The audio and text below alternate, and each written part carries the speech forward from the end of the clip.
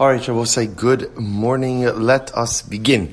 Begin by thanking our sponsors for this morning's shir. To thank our TALMUD TORAH sponsors for the month of Sivan, Baruch Meir and Rena Dubin, for dedicating the shiurim and drashos this month in the zechus of refuah shlema for their niece, Chava Tzipporah bas Chaya Malka. May she together with Kol Choli Yisroel have a complete and enduring refuah. We thank our Daf Yomi sponsors for today, Shalom and Aviva Kovacs, for dedicating the shir today in memory of Coby, Rosemore, Chaim, Yaakov, David, zechus Ben Yosef, Tzadok, Avigail. We hope that in the merit of our TALMUD TORAH, his neshama will have an aliyah and his family a nechama. And also with that, let us begin. A really interesting daf ahead of us today. I gave you a little bit of a teaser with the Mishnah yesterday, so I will say let's begin. Today's daf is Peiches 88, and we are picking up in Meretz Hashem at the Mishnah on Pei Zayin Amud Beis 87b. So the Mishnah.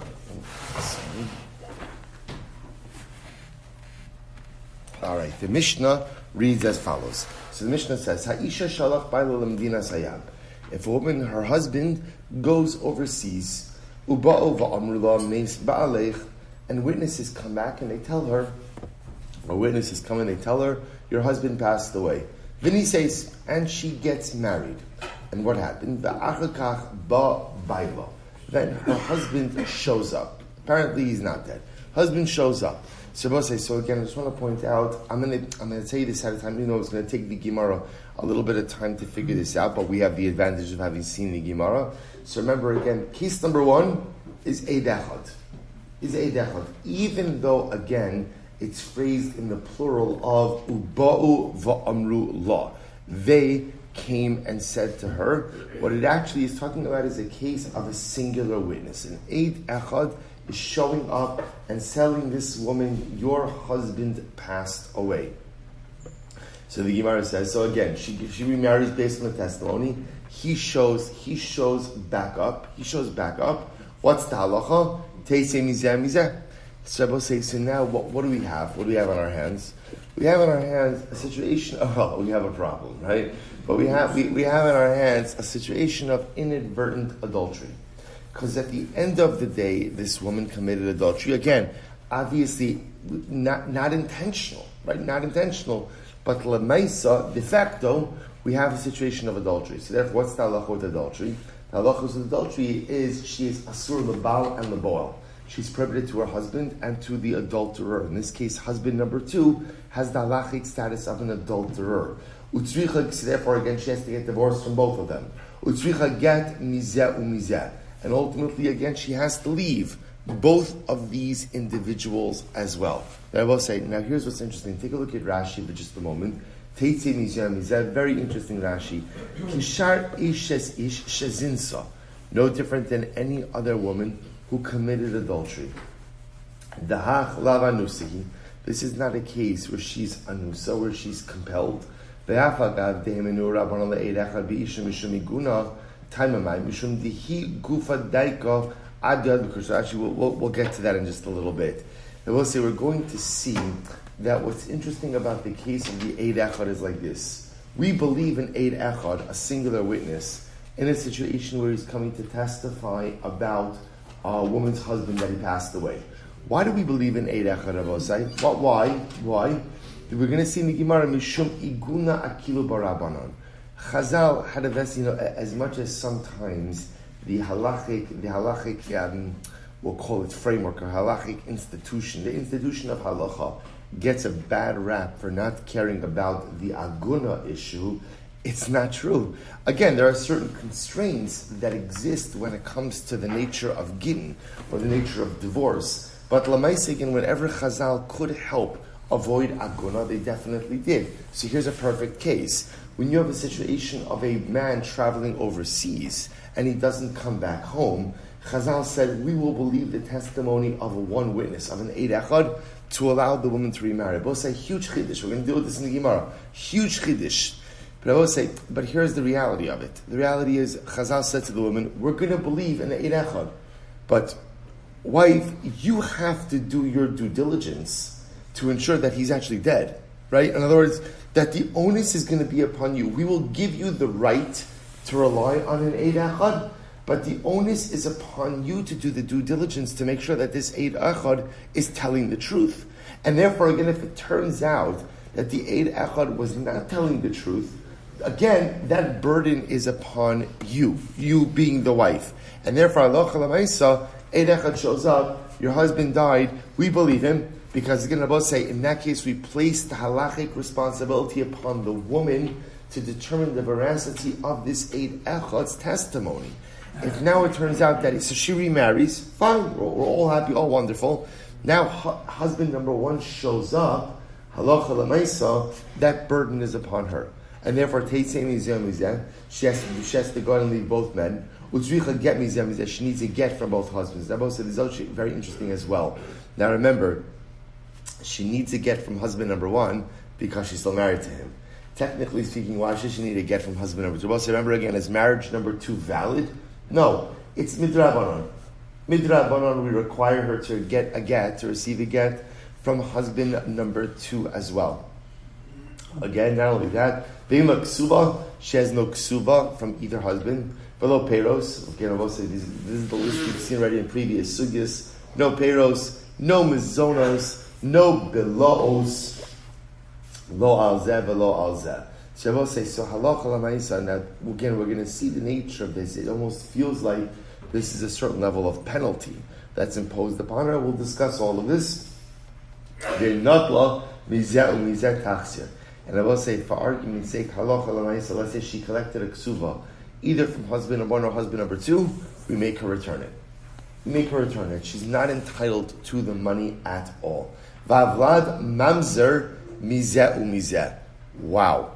And offspring that she has with either husband number one or husband number two are both mamzerim. Now let's qualify this a little bit. Take a look at Rashi. Vavlad mamzer mizeh umizeh. Im yolda misheni mamzer gomer. V'im shuv hechzira rishon v'yolda lo harid mamzer midivreihem. Shabbos, so listen to this. What it means is, any children she had with husband number two are obviously mamzerim, right? Because it turns out that while she was having children with husband number two, she was what? Married woman. Not only that, but if after husband number one comes back, she chooses to go back and live with him and has more children now with husband number one, those are also mamzerim, granted mamzerim midrabanan.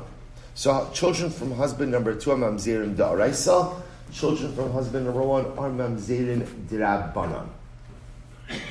No, I think I said it just the opposite. I said the correct thing. Children from husband number two are mamzerim da'araisa. Yeah. Children from husband number one are mamzerim dirabanan. Good. So the Gemara says not only that, v'lo zeh v'zeh mitamila. I both say if these men, the two husbands, are kohanim, neither of them are permitted to become tamei for her. V'lo zeh v'zeh zakan lo mitzvah lo ma'aseh lo ba'afaras nedarah. And neither husband number one nor husband number two are entitled to anything she finds, are entitled to her earnings, and ultimately don't have the right to revoke her vows. Haisa bas Yisroel, if the woman in question ultimately was a bas Yisroel, nifsala min hakahuna. So I both say relations with husband number two would then preclude her from whatever marrying a Kohen, because effectively she has the status of a zona. Ubas lady, if she's a bas lady, relations with the second man, which is effectively adultery, precludes her from eating meiser rishon. Ubas kohen minat truma. And ultimately, again, if she's a bas kohen, relations with husband number two go ahead and preclude her from eating truma. Ve'in yarshin shalzeh, the yarshin shalzeh, yarshin es ksuvasa.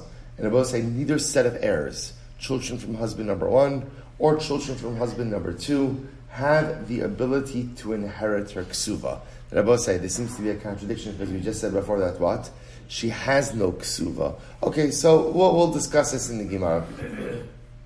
V'mesu echa v'mesu. And I both say if either of these men died, husband number one or husband number two, without children, so what's the halacha? Echav shalzeh ve'echav shalzeh cholzin v'lo miyabmin. Both brothers, right? Brother of husband number one or brother of husband number two, do chalitza, but no yibum. They're both saying this is fascinating. So Rashi points out that cholzin achiv shal rishon, or I should say echav shal rishon midaraisa cholitz. V'rabbanan gazer d'lo liyabim ve'echav shal sheni cholitz midrabbanan. We're going to see again, brother of husband number one does chalitza midaraisa. brother of husband number 2, does chalitza midrabanan. Midrabanan. Okay, good. So we'll say this is the Tana Kama of the Mishnah. Right? First opinion in the Mishnah. Rabbi, you see, it's fascinating. It's two sides of the same coin. On one hand, what we have over here is an overwhelming kula, that we're going to allow a woman to remarry based on the testimony of an Eid Echad, of one witness, which is an incredible kula. The flip side to that is that, therefore, again, as we said before, the burden of it's not the burden of proof. Well, it is the burden of determining the legitimacy of this Eid Echad is upon the woman. And therefore, if it turns out that the Eid Echad was incorrect, ultimately, again, it is the woman who is left holding the bag on all of the fallout from this. Okay, now a couple of dissenting opinions. Rabbi Yossi says, Ksuvasa, al nichsei ba'ala alisham. Rabbi Yossi says she does have a ksuva, and her ksuva ultimately is on the property of husband number 1. Okay, Rabbi Elazar Omer, Harishon zakai b'mitziasa, or b'masei yadeha, u'b'hafaras nedareha. Rabbi Elazar says that the first husband is in fact entitled to anything she finds, to her earnings, and the ability to go ahead and revoke her vows. Rabbi Shimon says, "Bi'asa chalitzasa me'echav sharishon poteres tzarasa ve'in hablad mamzer." Rabbi Shimon says either relations, right, yibum, or chalitza with the brother of the first husband has the ability to exempt any co-wives, and ultimately, if she goes back and lives with husband number 1 after his return, the offspring are not mamzerim. So Rabbi say the common denominator amongst these three opinions, again we'll discuss them all in greater depth in the Gemara, is they're saying that we still ascribe some level of legitimacy to marriage number 1. Rabbi Yossi saying her ksuva comes from husband number 1. Rabbi Elazar saying husband number 1 still has his marital rights. Why should he lose his marital rights? And Rabbi Shimon saying if she does end up living again with husband number 1, ultimately none of the children are mamzerim. Incredible. V'mniseis shelo bershos. And I will say, all of this is okay. Interesting formulation here. V'mniseis below bershos. And I will say, here's what's fascinating. If she gets remarried without the reshus of Beis Din, so I will say this sounds like she's doing something wrong, right? But in fact, look at Rashi. This is so interesting. Nisei shelo bershos Beis Din. Rashi says, "Sheba'u shnei eidim va'amru meis ba'alech v'niseis miatzma." See, I will say, when we're dealing with an Eid Echad, a singular witness, a lone witness, so the truth is that only works if done through the mechanism of Beis Din. Right? In other words, Eid Echad shows up, a person by themselves has no ability to take action based on an Eid Echad. But if halacha l'maisa, again, Eid Echad shows up to Beis Din, Beis Din then has the ability to activate an Eid Echad. This case of Shalom v'nisei Shalom bershus is a case of 2 witnesses. See how I say, when 2 witnesses show up, you don't really need Beis Din. I mean, technically, you don't need Beis Din, because 2 witnesses utter a testimony, and I am permitted to take action based on the words of 2 witnesses. So look at Rashi again. Nisei Shalom bershus Beis Din sheba'u shnei eidim va'amru meis ba'alech. This is where 2 witnesses came along and said, your husband died. The niseis mi'atzma shahari lo haisa tzricha leheter Beis Din. When there are 2 witnesses, a woman doesn't need a heter from Beis Din to remarry, because at the end of the day, she has 2 witnesses. So the niseis b'shelo bershus mutar lachzor lo. So we'll listen to this. So this is actually an interesting case. If she, so we'll say 2 witnesses now show up, and 2 witnesses say, your husband died. Your husband died. Right? So we'll say she's allowed to get remarried. Halacha. So what happens now? Husband number 1, so she gets married to husband number 2. Husband number 1 shows back up. What's the halacha? This is fascinating. Muteres lachzor lo.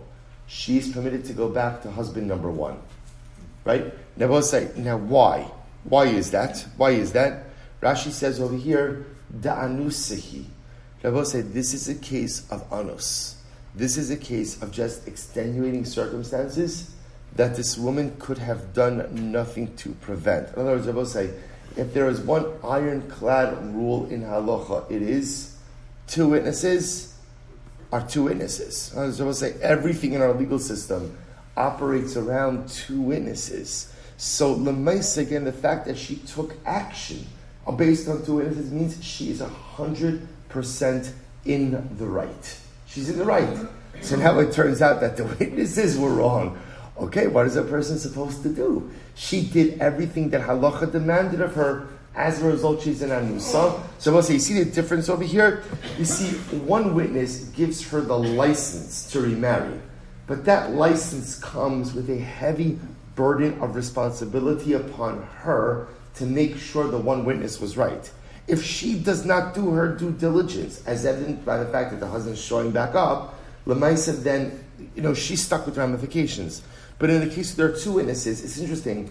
There's no due diligence upon her. Now there's a due diligence of cross-examination. That's why we're going to see Shalom B'Rishos Beis Din doesn't mean that simply two guys show up at her door and say, hey, by the way, your husband's dead. Sorry, when's the chasana? That's not the pshat. That's not the pshat. But what it means is, so we're going to see there's always some level of fact-checking when it comes to witnesses. But Lamais, again, with two witnesses, halacha is on her side. You are absolutely unequivocally permitted to get remarried. When it turns out that the two witnesses were wrong, for whatever the reason, Lamaisa, the law is on her side, and the law protects her. So she's permitted to go back to husband number one. Incredible. Is based in the former in the case of one witness, that she should do due diligence? Of course. That's why it says all of it happens in Beis Din. Yeah, we're going to see absolutely. She's informed about her responsibilities at all times. So the Gemara says, Al pi beis. I'm sorry. V'nisei shlo b'rishos mutaras lakshalo nisei sapi Beis Din. Then we'll say we're jumping back. Now, if she gets married based on the testimony of one witness, Teitzei, so again, as we said before, she has to leave both husbands. Upetura mina karban. They will say, now we're jumping a little bit, and we're talking about now carbonic liability. If you look at Rashi, Petura mina karban, the yachid sha'asab horaz Beis Din pater. See, I will say, effectively now she has to bring a carbon chatos, right? Because she went ahead and she committed adultery. So here's what's interesting. She is not going to be obligated in a carbon. Why? Because at the end of the day, when a person commits an avera through the instruction of Beis Din, they're parted from a carbon. Now I'll say, now what does that mean? Even in the case of Eid Echad, it turns out that the woman, maybe either she didn't do her due diligence or she did do her due diligence, but just some crazy situation. But Lamaisa, what she did was legal. Why was it legal? Because it was done through the instruction of Beis Din. Because of that, as much as there we'll call marital liability, halacha l'maisa, there's no carbonic liability. She doesn't bring carbon. So the Gemara says, carbon. Lo nisei sapi Beis Din. But if she did not get married based on Beis Din, in other words, Rabbi say, which means two witnesses, then halacha l'maisa teitzei dechayeves bekarbon. Ultimately, again, she's going to be obligated to leave the husband. And halacha l'maisa bring a carbon. Again, we'll see why this is. Rashi says over here, Ela be'edim chayeves b'karbon d'shogegesi ein ze ones. Okay, we'll see the distinction between the cases. So yafet koach Beis Din. So Beis Din has a power shepotra min hakarbon. This is an interesting fact over here. When she gets married, because of the testimony of one witness, all of this is happening through the purview of Beis Din. The nice thing is when you operate through the purview of Beis Din, you have what? You're covered. Actually, what's the word? You have, it's a word for, I guess, immunity, carbonic immunity, right? You're happy, you're right, because you're operating through Beis Din, you have carbonic immunity. As opposed to, when you get married based on two witnesses, you may or may not be using the framework of Beis Din. If you're not using the framework of Beis Din, you don't have carbonic immunity. So it's interesting. So as much as two witnesses give you what we'll call marital immunity, they don't give you carbonic immunity. One witness doesn't give you marital immunity, but does give you carbonic immunity. Again, we'll see all the details of this. So we'll say, last case, haro Beis Din linase, v'halcha v'kilkala. We'll say, let's say Beis Din paskin that she has the right to remarry. Say based on one witness, she has the right to remarry, or even based on two witnesses. V'halcha v'kilkala. And she went and she just behaved immorally. In other words, that she had relations with men, not for the sake of going ahead and getting married. Chayeves bekarban. So I will say, in this case over here, Eid Echad, as much as we said with Eid Echad, Because it's happening through Beis and she has Karbana community, the Karbana community only applies to what?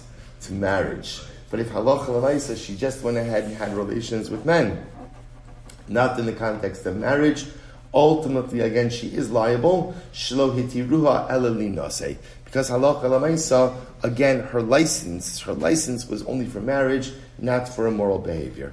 Incredible, I will say. Let's go. Says the Gemara, a lot to do. Midiktani seifa nises shelo bershus muteras lachsrolo shelo bershus bezin ela be'edim. So I will say, here's what's interesting. The seifa, the second part of the Mishnah, said that if she gets married, shelo bershus, right? So if she gets married, shelo bershus, without the permission of Beis Din, and then husband number one shows back up, she's permitted to go ahead and go back and resume living with him. Rabbi Savi could infer from this that what does shelo bershus Beis Din mean? Shelo bershus means without the rishus of Beis Din, but with two edim. We already said it in the Gemara, right? That's what it means. Therefore, Rabbi Savi, by definition, mechval dereisha bershus Beis Din ube'ed echad. So if I will say, we have to say that at the beginning of the Mishnah, where it says bershus Beis Din means what? With the permission of Beis Din, one witness. One witness. I will say, which is how, again, this is how we read the Mishnah, thanks to Rashi, from the beginning. That the first case in the Mishnah, what we call bershus Beis Din, is a case of eid echad. One witness is coming along and saying, Rachel, we know your husband Reuven died. Beis Din hears this. Beis Din says, okay, Rachel, you have the right to believe this eid echad. Parentheses, but the obligation of due diligence and making sure that, right, explaining the veracity of this claim is upon you. What do we see from Rabbi? Say, Alma, eid echad ne'aman. Wow. Rabbi, you know what the most startling thing of this Mishnah is? That we believe in eid echad. Wow, who knew? Up until now, my whole life, I've been conditioned to think that we believe two edim, which is the second part of the Mishnah. Now you're telling me we believe in eid echad, one witness. Rabbi say, by the way, in such a dramatic fashion. Remember again, this is an eid echad, ultimately again by what? By marriage. To which the Gemara says, here we go, Utina nami huchsekul yos masien mipi eid, v'isha mipi isha, v'isha mipi eved, umipi shivcha. Alma eid echad ne'aman. Rabbi say, now that we're going to see that ultimately they would allow women to remarry based on the testimony of one witness from another witness, or one woman from another woman, or a woman from an eved, or from a shivcha. So you see in all these cases that in eid echad, one witness is believed. U'tnana, we also learned, eid echad omer achalta chelev, v'hu omer lo achalti. What's an interesting case? If an eid echad says, eid echad comes over to me, he says, Silber, you ate chelev, you ate forbidden fat, right? And I say, no, I didn't. What's the halacha? I'm pater. TALMUD omer lo achalti. The reason I'm pater, Rabbi says, why? Because I said I didn't. So the eid echad's word is no stronger than my word. But what do you see from here? Ha'ishtik mehemen. Had I not said anything, right? The eid echad shows up and he says, hey, Silver, you ate chelev, and I didn't say anything. The eid echad were believed. Alma eid echad mehemen. So we'll say, what do you see from here? You see the eid echad is believed. So we'll say, so bottom line, right? All of this was just backing up the Gemara's assertion. But the most novel ruling in our Mishnah is that in eid echad a single witness is believed. To which the Gemara asks, Midaraisa min alan. They both say, Midaraisa, how do we know that we are allowed to believe in eid echad? How do we know that? The Sanya, O hoda elav chataso. They both say the pasuk by chatos says, you will know about your liability. You will come to know that you made a mistake. Veloshi adu acherim. They will say, so there is only chatas liability if you come to know on your own about your liability, but not if someone else makes you aware of it. You might have thought that if someone comes to tell you, an eid echad comes to tell you that you did something wrong, and you don't contradict the eid echad, that you'll be pater, tamalomar, oh hoda elav, mikol makom, or it becomes known to you. So we'll say, what's going on over here? Hechidan, what's the case? So we'll say, if we're talking about a case where, let's say again, two witnesses show up, and they say, let's go back to the chelev case. They say, Silver, you ate chelev, and I don't contradict them. They will say, I don't need a pasuk to teach me liability. That's obvious, right? I'm not contradicting. Two witnesses come along and say, I did something wrong. Of course, I'm going to be liable. Alalav chad. Rather, I was talking about one witness. And I will say the Torah is teaching me that if one witness shows up and tells me that I did something wrong, and I don't contradict the witness is believed. What does that show you? That Eid Echad is Mehemen. Shmamina Eid Echad Ne'eman. Umimai Dimishum de Mehemen. Dilma Mishum de Kashasek Ushtika Koda Damya. They will say maybe it's not because one witness is believed, but maybe when one witness shows up and tells you, watch this case. Witness shows up and says, Silber, you ate chaylev. And I don't say anything. I don't contradict him. Maybe the reason I'm liable is not because one witness is believed, but rather why? Shtika koda, silence, right? If I'm silent, then I'm admitting. To which the Gemara says, Teidu diktani seifa, amru shnayim achalta chaylev, v'hu omar lo achalti pater. So we'll say, look at the last case of the Braisa. Two witnesses show up and they say, Silver, you ate chaylev. And I say, no, I didn't. Pater, I am pater from liability. Meir says, you're chayiv. Rabbi Meir says, Kavachomer, im hevio shnayim l'dei misa chamura. We will say, if two witnesses can make me liable to a death penalty, chas v'shalom, lo yevio l'dei karban akal, then certainly again, two witnesses can make me chayiv for a karban, even if I say I'm not chayiv. Amru lo, ma im yirtza lomar mezit hayisi. No, I will say, here's what's interesting. When two witnesses show up and halacha l'maisa say that I ate chaylev and chayiv a karban, and I say, no, I didn't, I am believed, I will say, no, I am believed, because I could always have another claim as amigo. I could have said what? I intentionally ate chaylev. We'll say, what's the liability if you intentionally ate chaylev? Well, again, it's kares, but lamaisa, there's no carbonic liability. In other words, I could have made a claim to exempt myself from carbonic liability. Because that's the case, I'm also believed to say I didn't eat chaylev, even when two witnesses show up. So the Gemara says, Reisha, top of Pechas, Reisha, my time mekhanechayvim rabbanon. So we'll say, ultimately, again, why is it that Rabbanan caused me to be liable in the first case where I was quiet? If you want to say it's because it's an Eid Echad, ultimately, that when I don't contradict an Eid Echad, ultimately I'm liable. Yet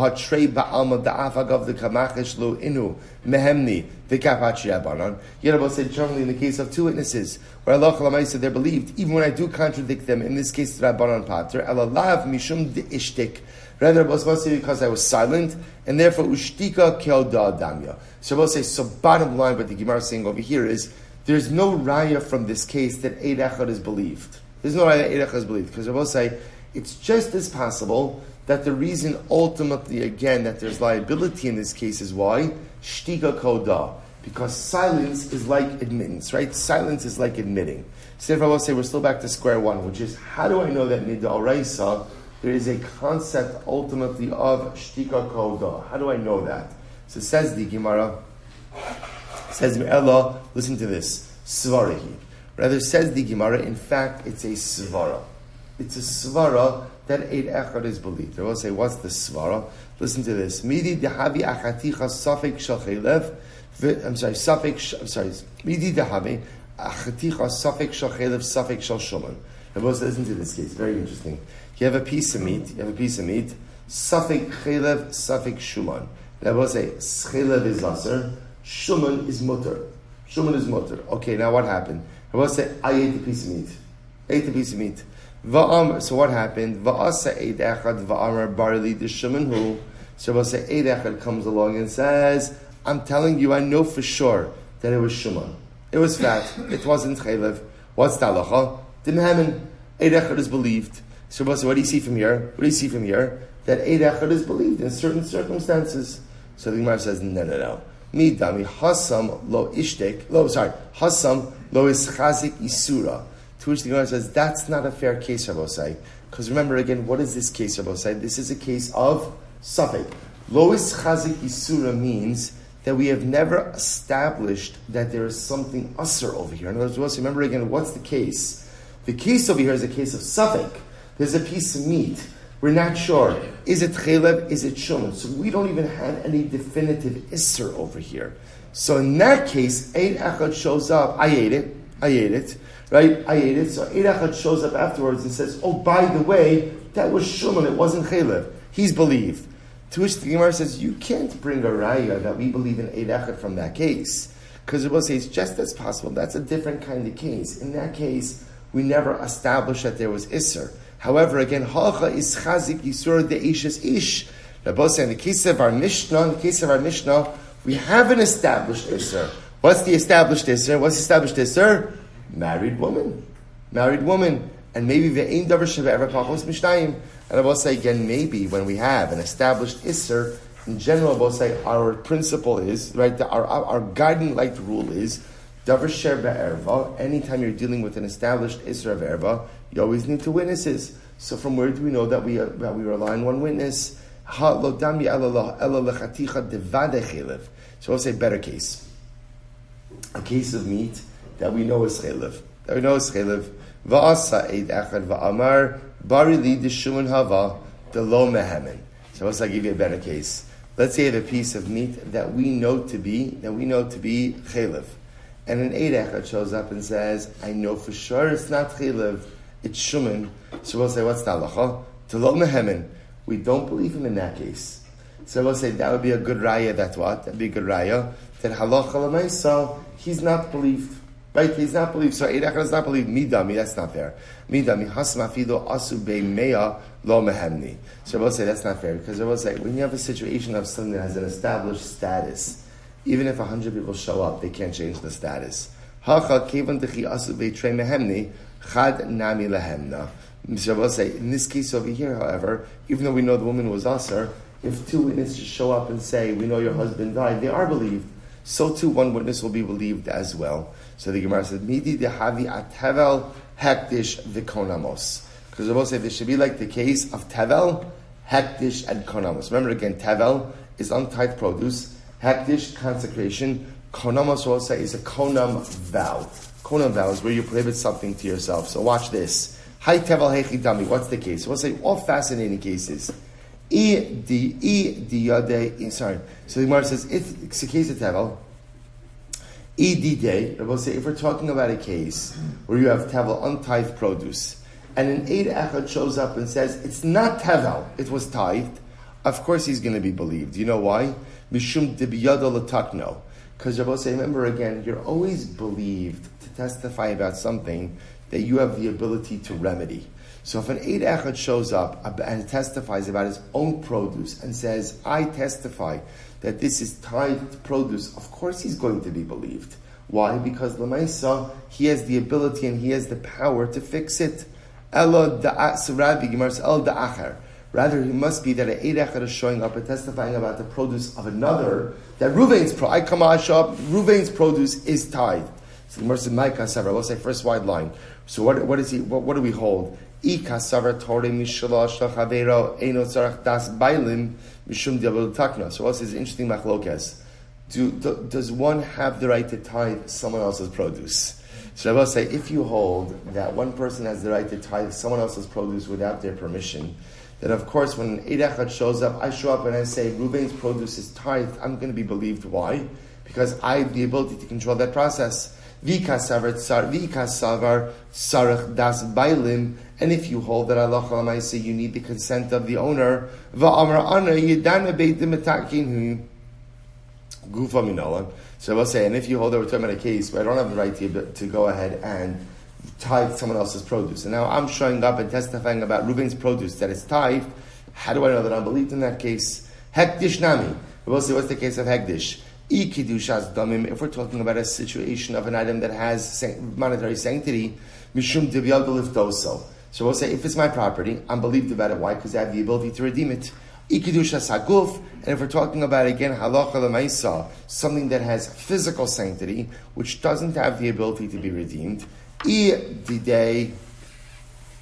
we're talking about my own property, I'm believed mishum divyal lishtoli because I have the right to go ahead and try to revoke the vow that made it kadosh. We're talking about the hektish of someone else. And I'm coming along and I'm saying, I know that Ruvain went ahead and did ataras nedarim on the vow that made his item kadosh. He gufa. So the Gemara says, he gufa minalan. How do I know that's true? I know that Eid Echad has the power to do so. Konamos. They will say, what's the case of konamos? So we'll say, So I will say, if you say that when something is subject to a konam vow, it is subject to, I will say, konam vow means, again, I make a vow, making something prohibited to my use, but for the mikdash, if you hold that there is mi'ilah, and ultimately financial sanctity, then I'm believed to testify about it. Why? Because I have the ability to redeem it. And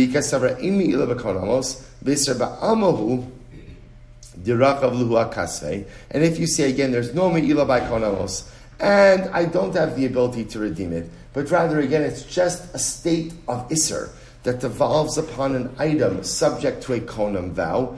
Idide, if it's my own property, mishum debiyodol ishtuli alei, then I have the ability to go ahead and both say have the vow that made it a konam, or have the konam vow revoked. But if it belongs to someone else, who says that an eid echad is believed? So therefore, what comes out over here is we have been unsuccessful in determining a biblical source for the fact that an eid echad should be believed. We cannot come up with a case, the biblical precedent that shows the eid echad is Rabosai. So therefore, the entire Mishnah is based on the premise that we believe a single witness. Where does that come from? Here we go, Rabosai. Two important lines, most important lines in Nisugya. Amar Vizera, mitoch chomer shechmarta alea besofa, hikalta alea betchila.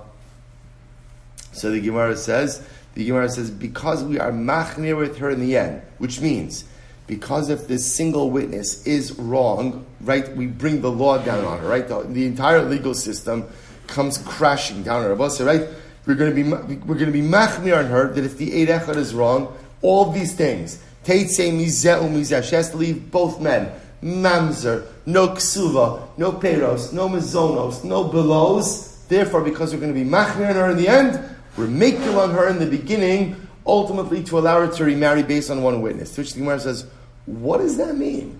Lo lachmir v'lo leikol. So better yet, don't be makel, you want to be machmir. To which the Gemara is supposed to say, here it is, mishum iguna akilu bahu Rabbanon. Rabbi say, this is the phrase which drives this entire sugya. See, Rabbi say, we have a problem. What's our problem? Aguna. Now, Rabbi say, our problem is actually potential aguna. We now have a situation of a missing husband. No one knows what has happened to him. So Rabbi say, we have two choices. Choice number one is, wait. Just wait. How long? However long it takes. But we could be running into a serious aguna problem where a woman is going to be literally again stuck in this marriage. So Chazal make a decision. And the decision they make, I will say, is we're going to allow the woman to remarry based on the fact that someone says her husband is dead. Right? So I will say, so essentially in halacha, how are we looking at this woman? How are we looking at her? She's an almana. She's a widow. But she's a tenuous widow. Right? It's a widow based just on the testimony of one witness. Now, we're going to go with it. Chazal said we're going to go with it because the alternative is leaving her in aguna. But what the halacha does, as we said before, is place the full responsibility on this eid echad on the woman.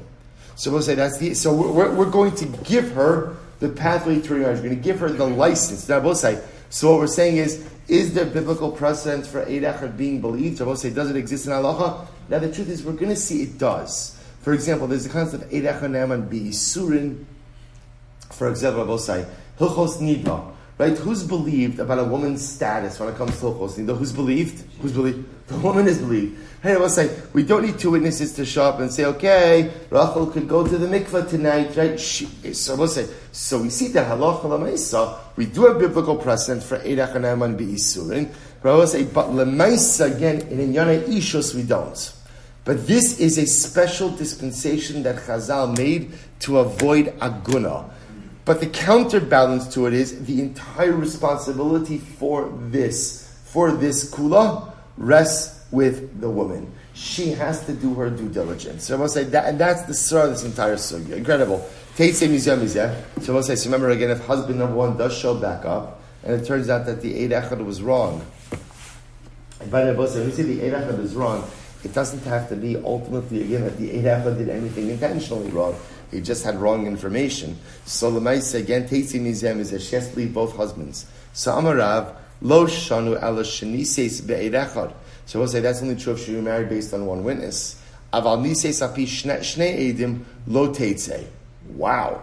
So we'll say Rav says, but if she got married based on the testimony of two witnesses, she does not have to go ahead and leave. Rav will say, son doesn't have to leave who? The second husband. Wow. So the Gemara says, Rav says this, Machku aleh b'ma'arava.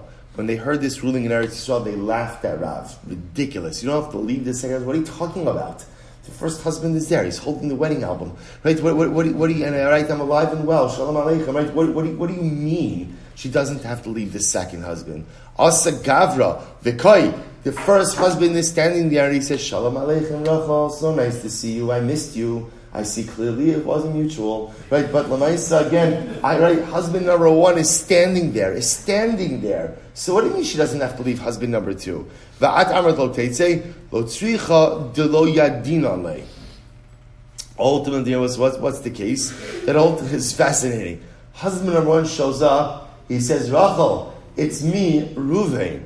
And she says, who? Right? In other words, it's not just, in other words, nobody recognizes this guy. Now, 1 second.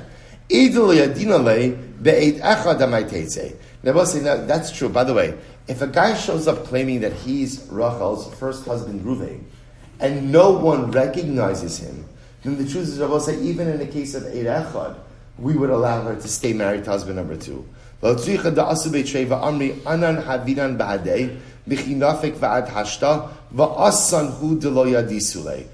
listen to this. This is fascinating. What's the case?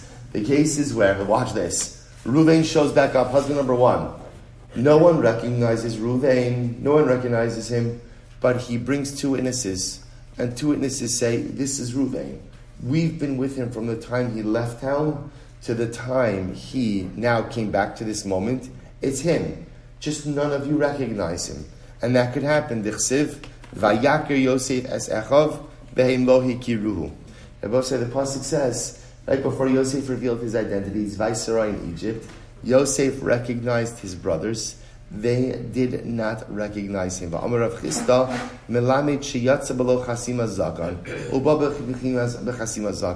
What happened? Yosef didn't have a beard when he left his house, and now he had a beard. I both say it was more than a beard. Yosef suffered so much in life. The brothers suffered so much in life. And suffering, again, ultimately causes a person to look different in every single way. The point of Rabbi is that it's possible sometimes that even someone who is your brother, someone who you're in the same family with, over time you just simply do not recognize them. We'll say it's ultimately such an incredible yisod, sometimes again, in the power of chait as well. That sometimes we do things in life, and we don't recognize who we were, or who we once were. Vayaker Yosef es echa v'hem lo ikiru. So they will say, they thought Yosef was a sinner. They thought Yosef was a rasha. And therefore, ultimately, again, he had become unrecognizable. They didn't see any good in him. Yosef understood that despite his brother's mistreatment of him, he still saw the good in them. He recognized them. That was the godless of Yosef. Despite the fact that they mistreated him so badly, he still recognized the good inside of them. The problem with the brothers, they never saw the good inside of Yosef. They never saw anything good. I would say such an incredible yisod about how we interact with ourselves and others. Sometimes we look at ourselves and all I see is the bad. I don't see any good. Sometimes I look at the other and all I see is the bad and I don't see any good. The goal in life is to be a Yosef. Because this distinction, Yosef, brothers saw him look here, they saw nothing good in Yosef. Yosef, despite the fact that he was mistreated by his brothers, Vayaker Yosef es Echav, he saw the good in them. Goal in life is to be a Yosef. So training who? So we'll say, so now watch this. So we'll say, so just to see how we're setting up this case. So Rav said that halacha l'maisa, if a woman went ahead and remarried, based on the testimony, ultimately again of two witnesses, she doesn't, and husband number one shows up, she doesn't have to leave husband number two. So the Gemara says, what are you talking about? So what's the case? Rabbi? The case over here is where witnesses showed up. Two witnesses showed up. So if two witnesses showed up, don't you have to go ahead and leave husband number two? No one recognizes him. So the Gemara says, no. What's the case? The case is where two witnesses show up, and halacha l'maisa say two witnesses show up with Reuven, and they say we've been with Reuven this entire time since he left. Sof trey utreininu. I will say, is this not a case? Ultimately, again, sof trey utreininu.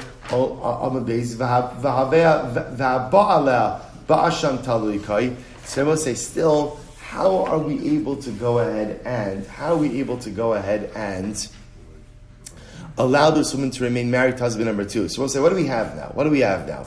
We have two witnesses who say that what? Reuven's dead.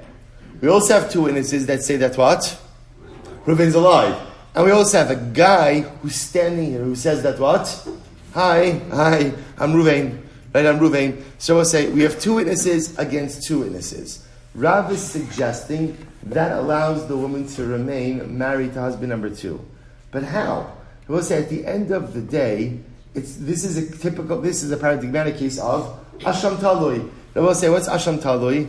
A case where you may be doing something prohibited. So how would we allow Rachel to remain married to husband number two, to Shimon, when we know that there is this case, this possibility that her first husband is still alive? Every single time she would have relations with her second husband, Shimon, there'd be an obligation of Asham Talui. Amar Rav Sheshes Kegon Sheni says le'echad me'edeha. Wow. Let's say, get ready for this. What's the case? So I'll say, get ready. The case is where, so we'll say, just to follow the progression, right? Reuven goes overseas, doesn't come back. Two witnesses show up, and they say, Reuven died. Wonderful. You know what we'll say? So Rachel, right, in the course of the conversation, Rachel strikes up a conversation with one of the witnesses, right? And what happens? She marries one of the witnesses. It's a great Sheva Brachas. How did you guys meet? Oh, right, he was one of the witnesses. Amazing, right? So she marries one of the witnesses. And I will say, now then what happens? Two witnesses show up. Again, Reuven, a guy claiming to be Reuven shows up, right? With no one recognizes him. Reuven brings two witnesses that he's really Reuven. So I will say, now Rav says she can stay married to Shimon.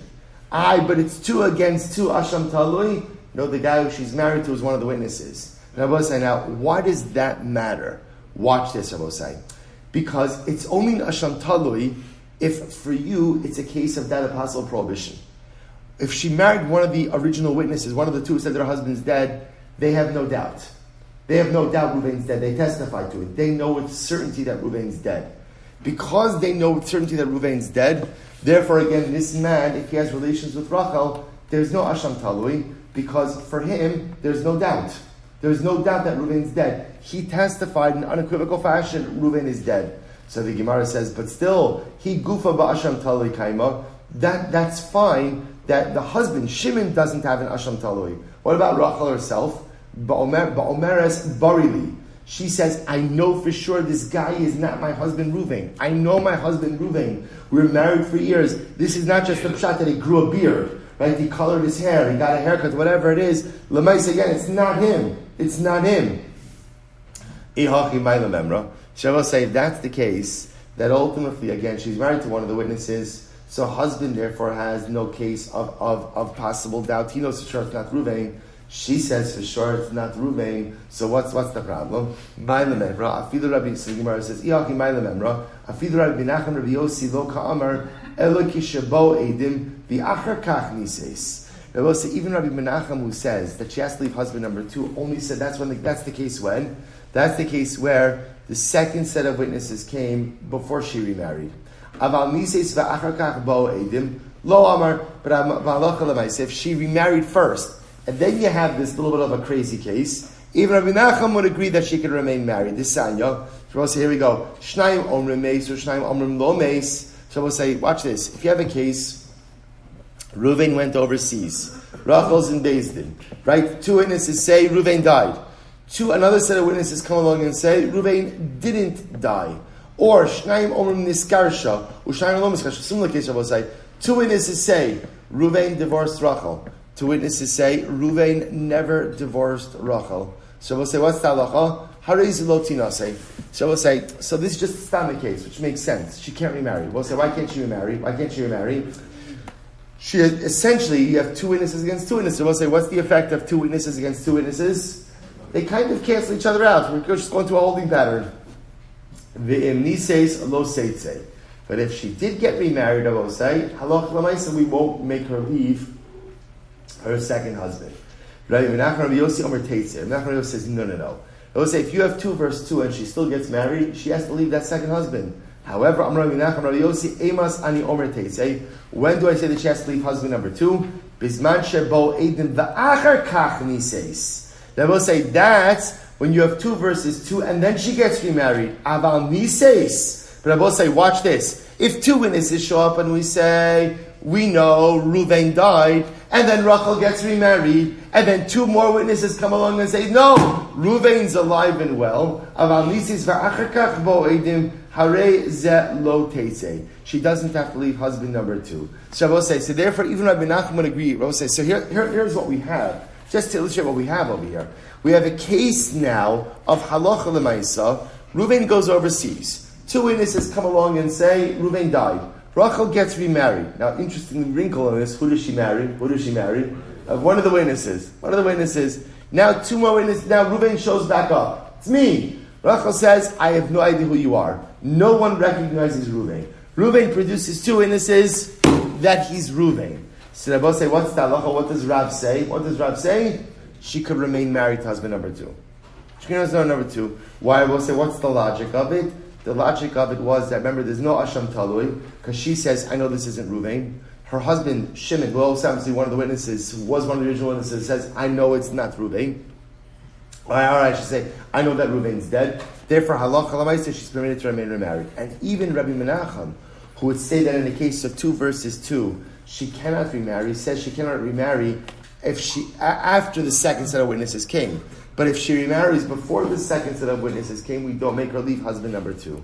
So Kika Amarav, Nami Bisman Shebo Eidim Va'achar Kach Niseis. They will say, when does Rav say his position? Right, that she doesn't have to leave husband number 2. That's ultimately, again, when witnesses came.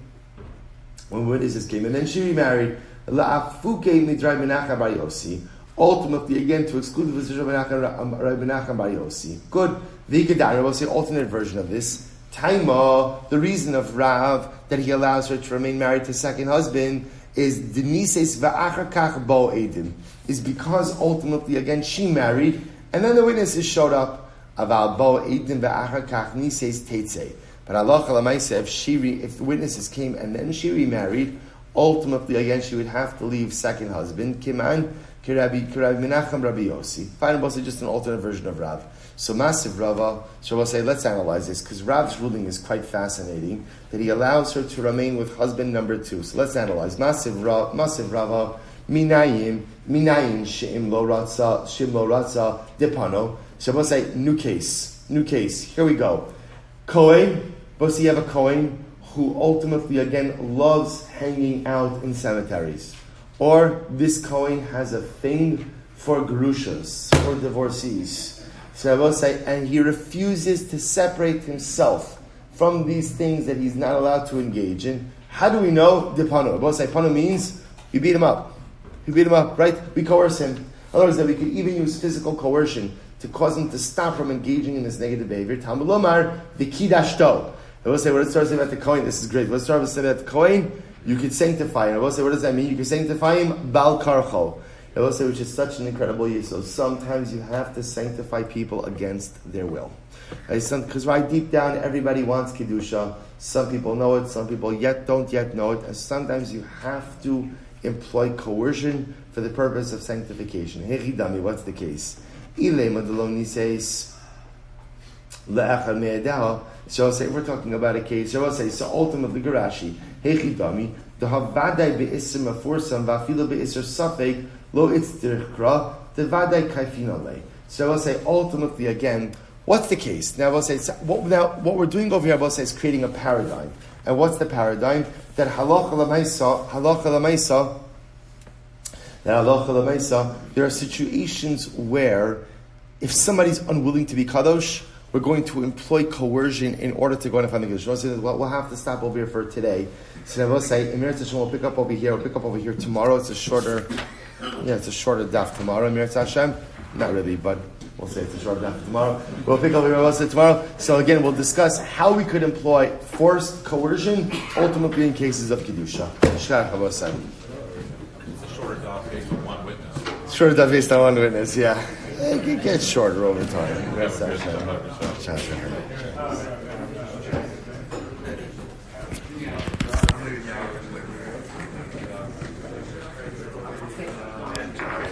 Shabbat, thank you so much. Thank you.